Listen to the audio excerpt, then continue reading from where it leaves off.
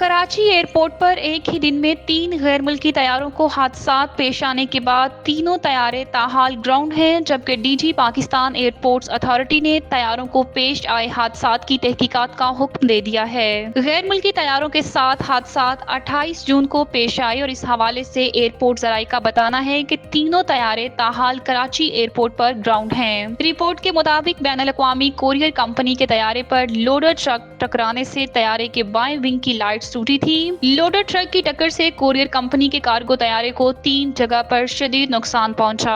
बैनुल-अक़वामी courier company के तैयारे पर ताहाल मरम्मती काम शुरू नहीं हो सका और मुमकिना तौर पर माहिरीन की टीम बैरून मुल्क से कराची आकर तैयारे की मुरम्मत करेगी। 28 जून को ही तुर्किश एयर के तैयारे के इंजन से टैक्सी के दौरान परिंदा टकरा गया, जिसके बायस तैयारा ग्राउंड कर दिया गया। इसके अलावा सऊदी एयर के तैयारे ने दौरान प्रवास इंजन में आग की वार्निंग पर कराची एयरपोर्ट पर इमरजेंसी लैंडिंग की थी। सऊदी एयर का तैयारा भी ताहाल कराची एयरपोर्ट पर खड़ा है, जबकि तैयारे से तकनीकी खराबी दूर करने के लिए पीआई इंजीनियरिंग टीम ने काम शुरू कर दिया है।